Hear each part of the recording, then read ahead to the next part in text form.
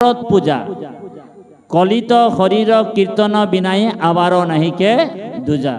এতিয়া মহাপুৰুষ জগতগুৰু শ্ৰীমন্ত শংকৰদেৱ গুৰুজনাই আহি যিটো ধৰ্ম প্ৰচাৰ কৰিছিল, প্ৰৱৰ্তন কৰিছিল, সেই ধৰ্মটোৱে হৈছে একশৰণ হৰিৰ নাম ধৰ্ম, হয়নে বাৰু? আৰু এই একশৰণ হৰিৰ নাম ধৰ্মটো হৈছে এক দেৱ এক হেৱ একত বিনে নাইকে। গতিকে আমি সকলোৱে যাতে এজন ভগৱন্তকে উপাসনা কৰিব লাগিব।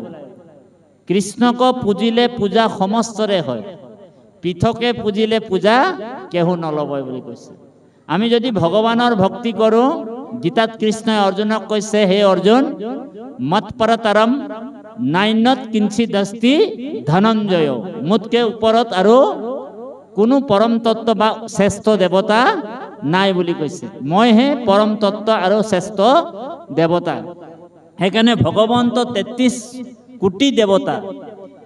৩৩ কোটি শব্দত অৰ্থটো দুটা পৃথকে পৃথকে আমি বুজিবলৈ চেষ্টা কৰিব লাগিব। ৩৩ কোটি মানে ৩৩ প্ৰকাৰৰ দেৱতা, এইটো এক। আৰু দুই হৈছে ৩৩ কোটি দেৱতাও আছে, এনেকুৱা অগণন দেৱতা আছে। সেই দেৱতাবিলাক সংখ্যাটোৱে হৈছে ৩৩ কোটি।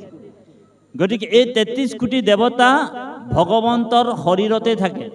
যিমান দেৱ দেৱীবিলাক ভগৱানৰ বিভূতি হয়, মানে চাকৰ হয়, হয়নে বাৰু? কিন্তু ভগৱন্তই হৈছে কোন? ভগৱন্তই হৈছে আমাৰ সুপ্ৰিম, যিজন দেৱৰো দেৱতা ভগৱান কৃষ্ণ। সেইজনৰ ওচৰত যদি আমি শৰণ লওঁ, ৩৩ কোটি দেৱতা আপোনাৰ প্ৰতি প্ৰসন্ন হৈ থাকিব।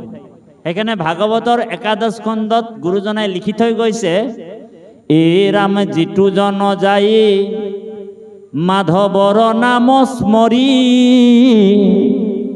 পাছে পাছে যায় দেৱী দেৱতুতি কৰি, মূৰ্তিমন্ত হুয়া ৫০০ প্ৰকাৰ মুকুতি, মুকলৈও যাওক বুলি কৰয় কাকুতি।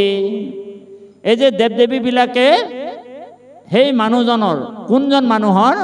যিজনে নাম গাই ফুৰে, যিজনে খাওঁতে কৃষ্ণ, উঠোতে কৃষ্ণ, বহুতে কৃষ্ণ, ভগৱানৰ নাম লয়। দেৱ দেৱীবিলাকে সেই মানুহজনৰ পিছে পিছে যায় বুলি কৈছে, তেওঁক স্তুতি কৰি ফুৰে।